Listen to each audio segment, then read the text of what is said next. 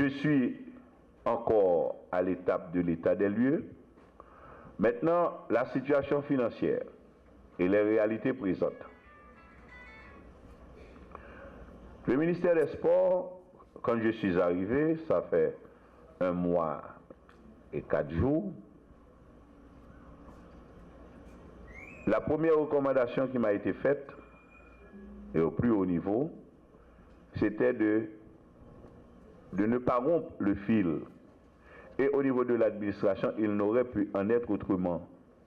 Je suis arrivé et je ne pense pas que le 18 mai, on commence à le préparer le 1er avril. En fait, dans ma tête en tout cas.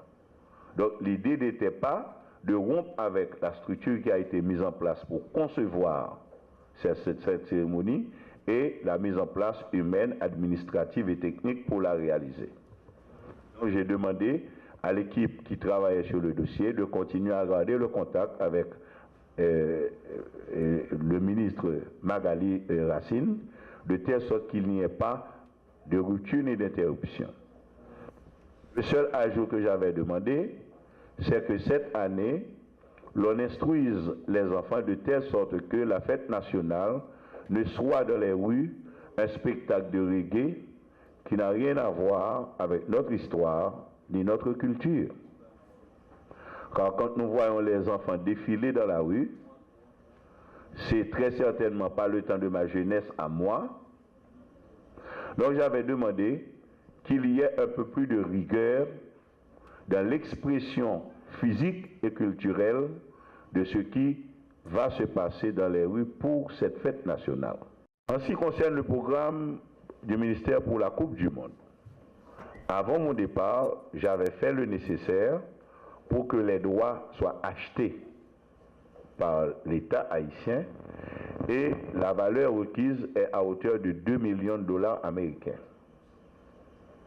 J'avais conclu avec Madame le ministre des Finances que pour moi c'était conclu avant mon départ, parce que je ne suis pas sûr que ça était assuré.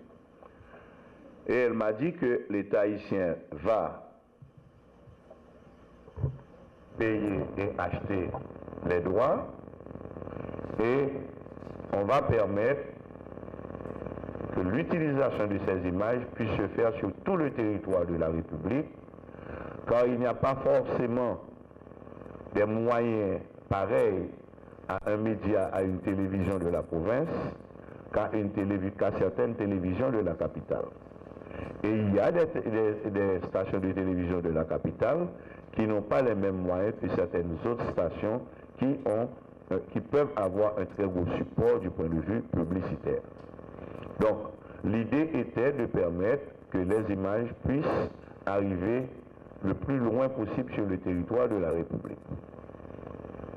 Pendant mon séjour à Dakar, j'ai eu des conversations assez intéressantes avec la représentante du Liban qui nous avait proposé le foot camps lié à la Coupe du Monde.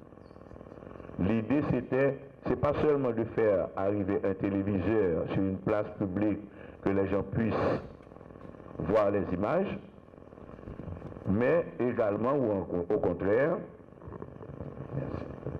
permettre que les enfants puissent avoir des espaces aménagés entre 2 matchs de Coupe du Monde qui puissent avoir la tendance à répéter ce qu'ils ont vu à la télévision et cela nous permettrait peut-être de découvrir beaucoup de talents. Il est évident que là, je nage dans des rêves et si je m'en tiens à la réalité financière que j'ai au ministère, il faudra trouver d'autres voies et moyens pour mettre ces programmes-là en branle. Après la Coupe du Monde, pendant le mois d'août, le championnat que dans le temps on appelait le championnat interrégional, qui pourrait permettre à tous les départements de se rencontrer. Et je pense que c'est là qu'on pourrait être étonné de voir qu'on a des potentialités nationales énormes que nous n'avons pas encore découvertes. Le football haïtien est dans un marasme discursif de problèmes d'individus. Moi, comme je l'ai dit et je l'ai dit au président de la République, j'ai accepté cette charge pour gérer le sport. Les tempéraments et les problèmes de personnes, j'en tiendrai compte. Mais je ne m'arrêterai jamais au niveau des personnes, parce que ma priorité, c'est le sport dans son expression publique. Le public haïtien a été détaché totalement de la question du sport national. Parce que tout simplement, nous ne lui avons pas offert cette étincelle.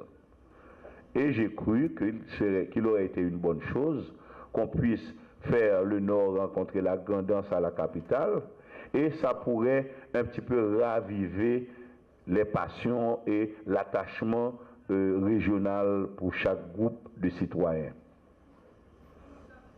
C'est un rêve qui a des difficultés, pas d'ordre technique, pas d'ordre organisationnel, mais des difficultés liées aux susceptibilités individuelles de chefs en guerre de clan, pourquoi je ne sais pas.